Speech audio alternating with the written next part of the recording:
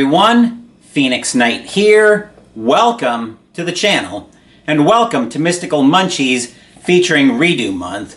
This week, we're headed back to the Star Wars Galaxy's Edge Black Spire Outpost Cookbook to redo the dessert, Kowakian Crumb Cake. This one's the only good redo on the month because this one actually turned out to be good the first time around, so now I'm just going to use a different fruit with it. Last week we made the Rothy steak out of the Dungeons & Dragons Flavors of the Multiverse cookbook, which also turned out to be good, but the test there was to see if the flat pan made a difference, and it didn't. Anyway, this cookbook had stories with it, so let's tell this one. There's only one thing that can mess up a kitchen worse than a homicidal droid, a Kowakian monkey lizard. If one of those little monsters gets loose in your galley, not only will it ravage your prep area, it'll laugh in your face the entire time. For some reason, a bunch of the pirates who frequented Maz's castle kept those blasted things as pets. When they got off their leashes, which they always did, chaos was sure to follow. Luckily, during one particular devastating rampage, I discovered that Kowakians are drawn to the blend of spices in my crumb cake. Or maybe it was the berry swirl. I don't know. All that matters is that I was able to trap one of these tiny terrors under a soup pot when it stopped to gobble up an entire cake. When I'm not using this classic confection as monkey lizard bait, it does a fine job luring in less destructive diners. Like I said, this recipe turned out good the first time through, so we're going to do something slightly different with it. The ingredients are waiting for us over at the table, so let's move in that direction.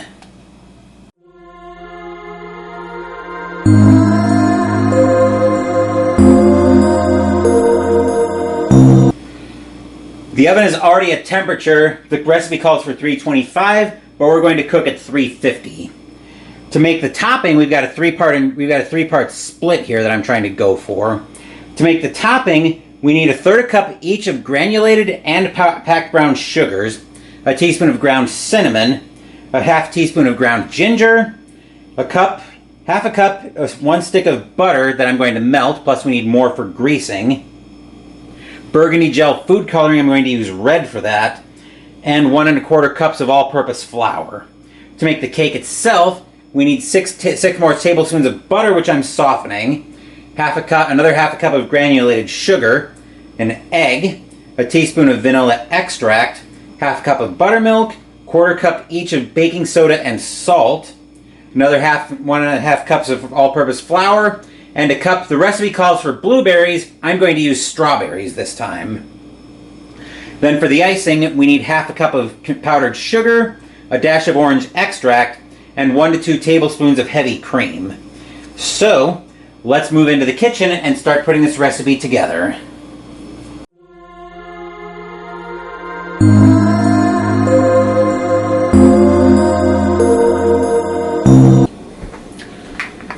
First, we're going to work on the topping. So in a medium bowl is what they technically call for. We're going to start off with the granulated sugar.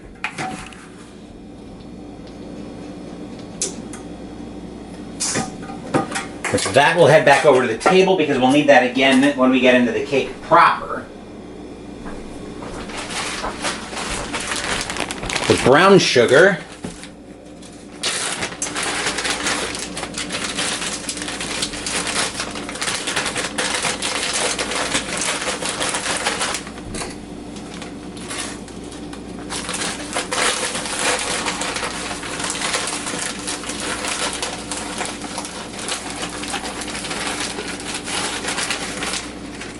Alright, there's the brown sugar going in.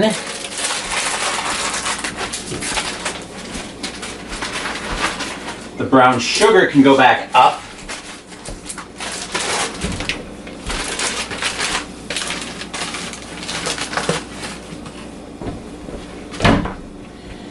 Then we will start wanting the spices. So we've got the cinnamon, which that was a teaspoon of that, and I need the teaspoon again, so that'll go back over to the table.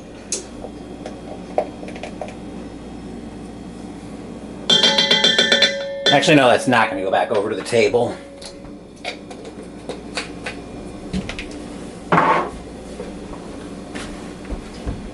Half teaspoon of ground ginger. And there goes the lid flying on me.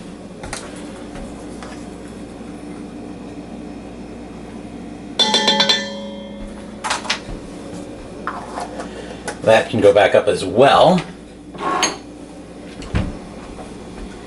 Our melted butter.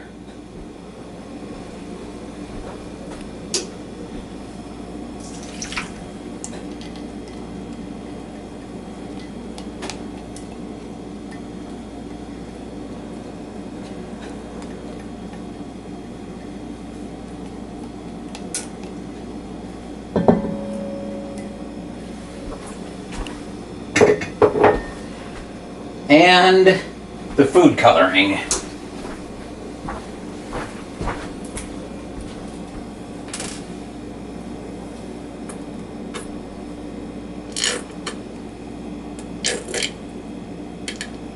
There we go.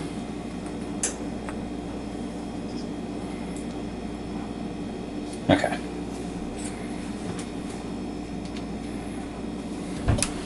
Then we'll mix that up.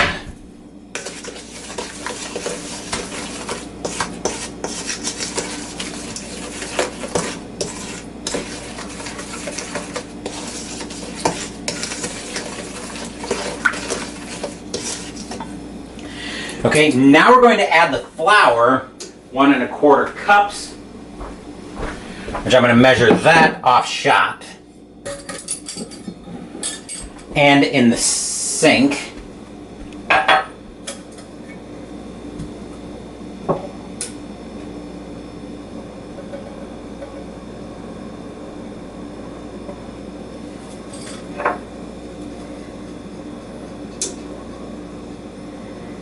And so that looks like 1 1/4 cups.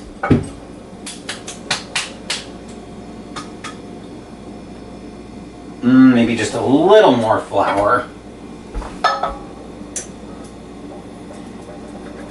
Trying to be as precise with this as I can. That'll work. And then that'll go back over toward the table. And we're going to mix that until we have a consistency like breadcrumbs.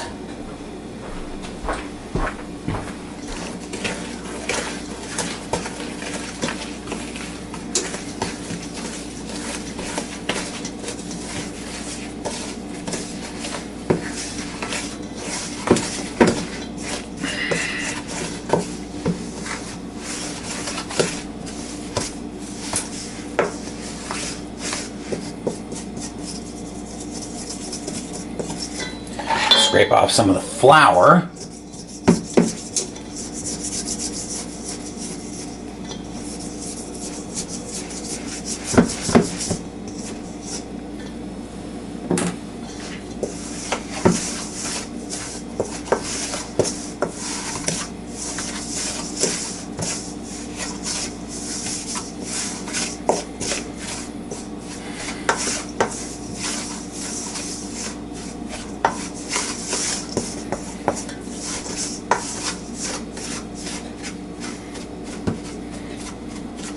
Which that actually looks pretty good for a breadcrumb-like consistency. So I'm going to put that aside so it can cool, and then we're going to start on the cake proper. The timer for the chicken that I'm normally preparing on Saturday, may go off while we're in the process of starting on the cake. If it does, I'll turn the camera off and deal with it, but we're going to keep moving on the rest of the recipe here. So to make the cake proper, we're going to take another large bowl. We're going to bring in the butter, which hopefully is soft enough. I had it softening for like an hour. The sugar, which is another 1/2 cup of granulated.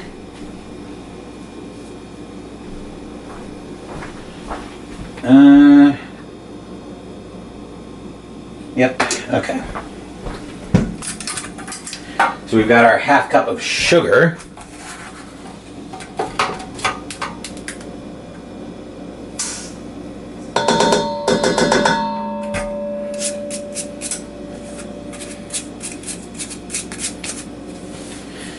Which the sugar can go back up at this point.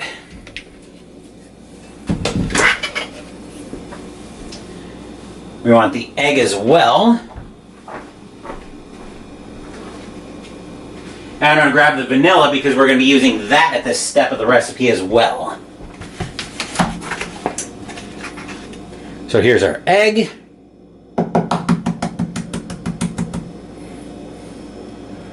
Hopefully without getting any shell in here. Perfect.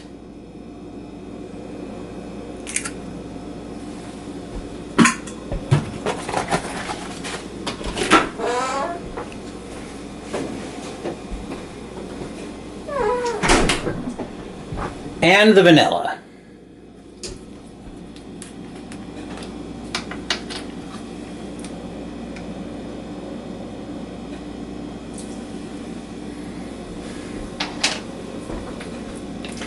We'll put that back up. Now I do have the hand mixer plugged in that I'm going to use for this. It is a little bit loud, and we want to beat this together until it's smooth. So here's your 5-second warning before I turn the hand mixer on.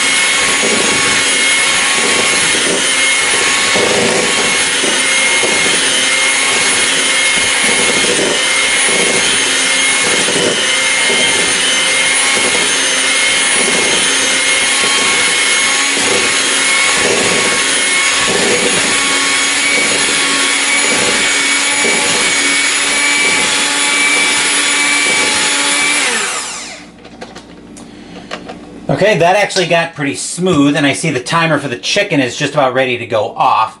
So I'm going to pause the camera so I can deal with that, and then we'll come back once the chicken has been dealt with. I realized I needed a few things clean anyway, so figured it was a good opportunity to run some dishwater, and we may hear a little bit more of the dishwater as I'm realizing I need things clean. So, now that we've started smoothing out the batter, now we're going to add in the buttermilk,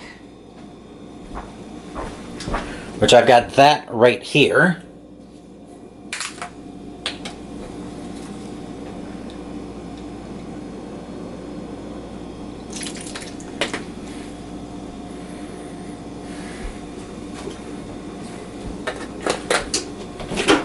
I'm putting the buttermilk back in the fridge.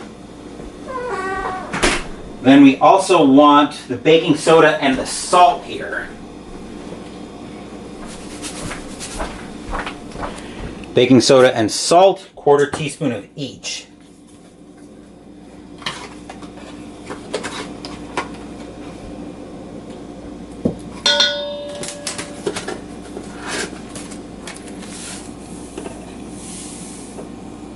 Okay.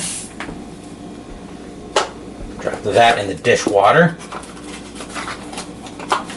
The baking soda and salt can both go back up.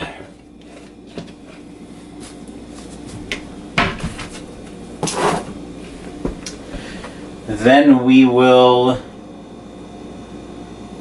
add the flour and mix until we get a thick batter.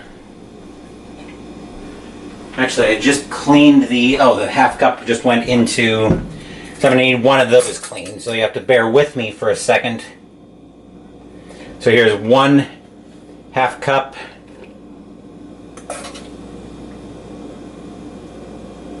Two. And 3. I'll put the flour back up. I'll get one of those 1/2 cup containers clean so I can use it again when it's time to make the frosting.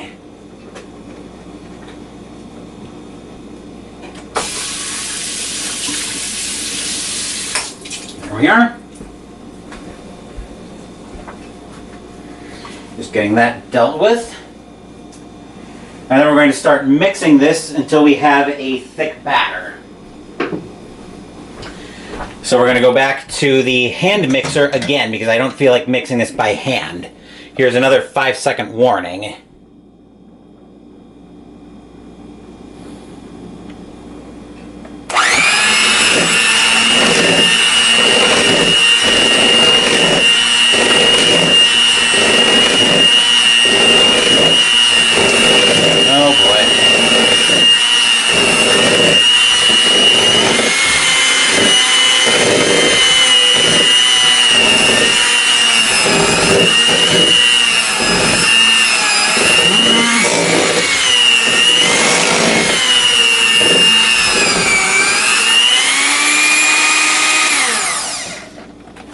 I'm going to scrape some of this down. I was about to say going to the hand mixer might have been a mistake, but it seems like it's working out so far. Just seeing if I can scrape the edges down a little bit.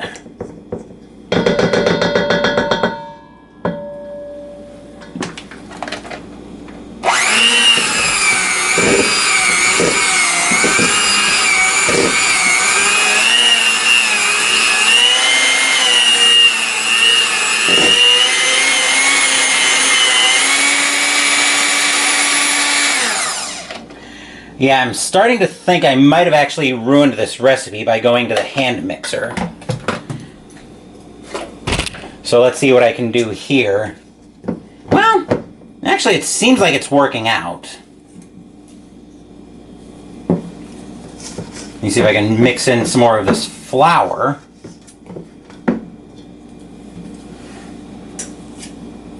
Well, we're going to find out soon enough if it was a mistake going to the hand mixer or not.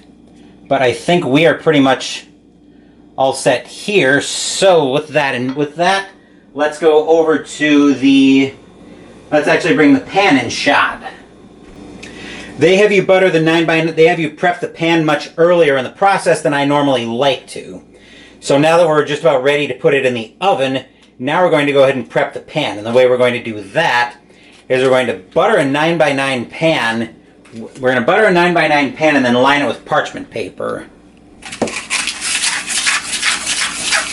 So I've got my butter that I'm using to grease the pan. Whoa.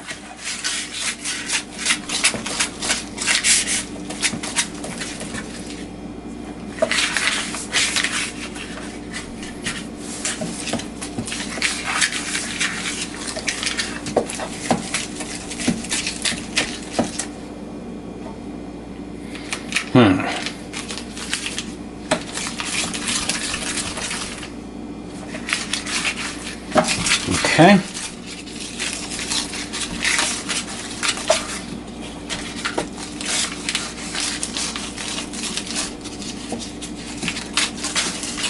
All right, there's our pan buttered. I'm going to go ahead and line it with parchment paper.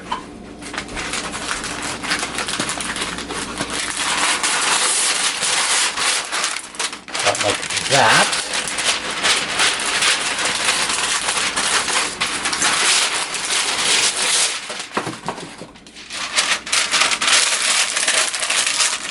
Okay.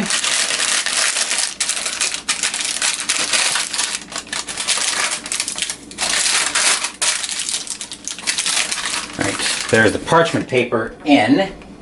So now, oh wait, we also need to add in the strawberries to the batter. So I'm going to bring the batter.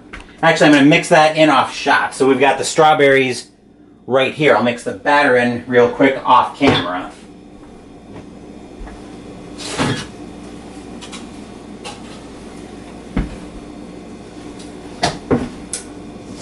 Probably needed to make the strawberries a little bit smaller, but I think it'll work out. Okay. So now we need to transfer the batter with the newly mixed in strawberries to the pan.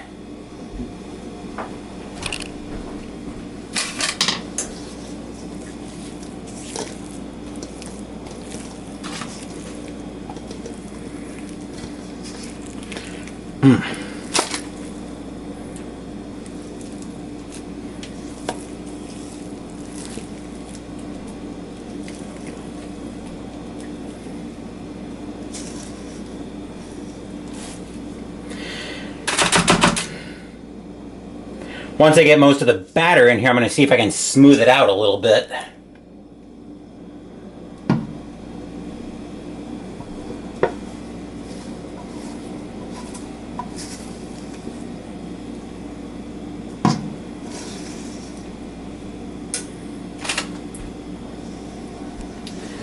Okay.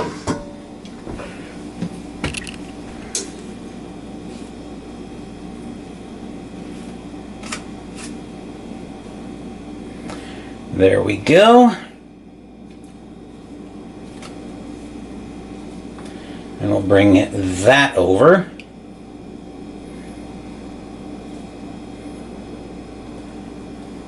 All right, we'll see if we can smooth it out.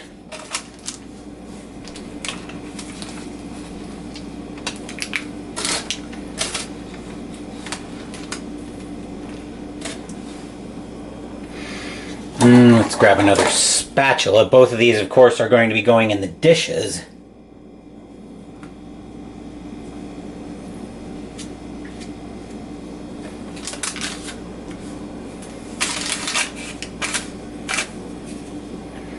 Okay, I think that's probably as much as we're going to be able to do there. I'm trying to get it to the edges, but this may be where the decision to use the hand mixer is going to come back to haunt me. We'll find out, though. It's probably fine. Okay, now we want to sprinkle the crumb topping on top. So I've got the crumb topping that we mixed up earlier right here. We'll go ahead and mix that on. Wow, got a lot more crumbs than I remember we had the first time I made this recipe. So now we're going to throw that in our preheated oven. We're going to throw that in our preheated oven for 35 minutes until a toothpick inserted in the middle comes out clean. Then once it comes out, we're going to let it cool and we'll come back at that point. Actually, let me put this in the oven first. Moving the camera out of the way. Get the timer set. There we are. And we will come back. We'll come back after that comes out of the oven. This clip, for whatever reason, was giving me a lot of problems with importing into the video. So I'm going to cut the video, but I'm going to explain what I'm doing in here.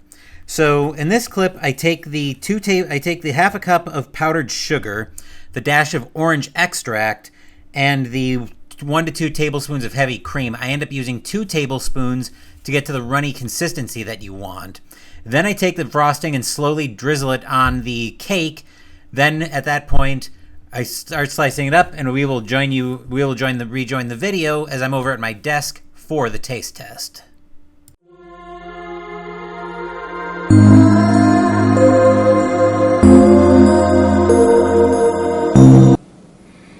I've got some of the cake right here. Naturally, since I used bigger pieces of the fruit than with the blueberries, it took a little bit longer to set. But that shouldn't affect the taste too much. Well, I was going to say it does affect the consistency. Hopefully it won't. It'll affect the taste as well because I used a different fruit. But hopefully we'll still get a good result out of this. So let's give it a taste and see what I think. I want to make sure I get some of the frosting in here as well. That'll work.